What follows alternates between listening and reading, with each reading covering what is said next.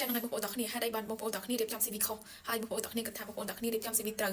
ហើយបន្តមកទៀតបងប្អូនទាំងគ្នាយកទៅដាក់ពាក្យការងារដាក់ចង់10កន្លែងឬក៏20កន្លែងអត់មានណាគេទទួលបងប្អូនទាំងគ្នាឬក៏អត់មានណាគេហៅទៅសម្ភាសចា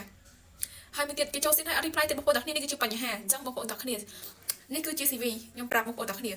នេះជា CV តម្រងស្តង់ដាប៉ុន្តែនេះគ្រាន់តែជាតម្រងបរទេសឯងបងប្អូនទាំងគ្នានៅការឆ្លៃឡើងវិញមិនទាន់ត្រូវទៅតាមប្រវត្តិការងារនៅកម្ពុជាទេបងប្អូនទាំងគ្នាត្រូវដូរ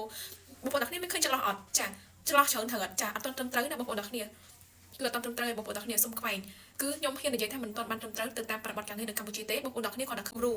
ចាបងប្អូនទាំងគ្នាគ្រាន់តែឃើញគំរូប៉ុន្តែបងប្អូនទាំងគ្នាមិនអាចគ្រាន់តែដូររូបថតនិងដូរប្រវត្តិរូបបងប្អូនទាំងគ្នាគិតថាត្រូវទេចាគឺខុសហើយ no តែម្ដងបងប្អូនទាំងគ្នា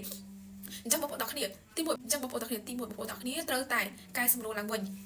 បងប្អូនទាំងគ្នាមានឃើញចន្លោះអត់ចន្លោះហ្នឹងគឺត្រូវតែបងប្អូនទាំងគ្នាកែសម្រួលឡើងវិញឲ្យមកស្អាតមិនត្រូវតែចន្លោះអញ្ចឹងទេគឺខុសហើយចាហើយប្រវត្តិរូបនៅកែឆ្នៃឡើងវិញទាំងអស់ចាអត់មានទៅដាក់ដូចគេអញ្ចឹងឯងបងប្អូនទាំងគ្នាអត់មានត្រូវកែឈ្មោះឬក៏កែសាលាតិចតួចឬក៏កែតិចតួចគិតថាត្រូវឯនៅខ្វះច្រើនណាបងប្អូនទាំងគ្នាអាចមើលត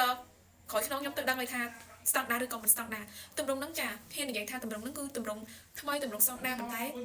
វាអត់ទាន់បានត្រូវទៅតាមអីដែល HR ដែលគេចង់បាននេះវាអត់ទាន់ស្តង់ដារ 100% ឯងបងប្អូនទាំងគ្នានេះគ្រាន់តែជាគម្រោងស្តង់ដារប៉ុន្តែវាមិនទាន់ស្តង់ដារទេបងប្អូនទាំងគ្នានៅការឆ្លៃឡើងវិញណា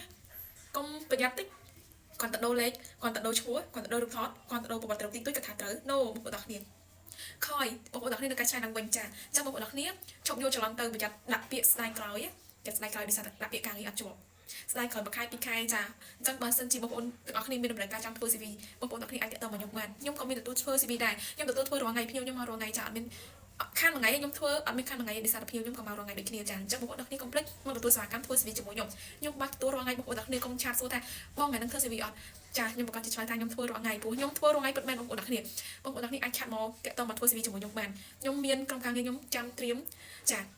បើសិនជារៀបអត់ទាន់នៅមានក្រុមការងារខ្ញុំចាថែមទៀតមានច្រើនបងប្អូនទាំងគ្នាអញ្ចឹងកុំភ័យថារៀបតន់អត់បងរៀបតន់អត់បងអត់ទេកុំភ័យបងប្អូនទាំងគ្នាអាចមករៀបចំជាមួយខ្ញុំបានខ្ញុំមានក្រុមការងារខ្ញុំមានបុគ្គលិកខ្ញុំចា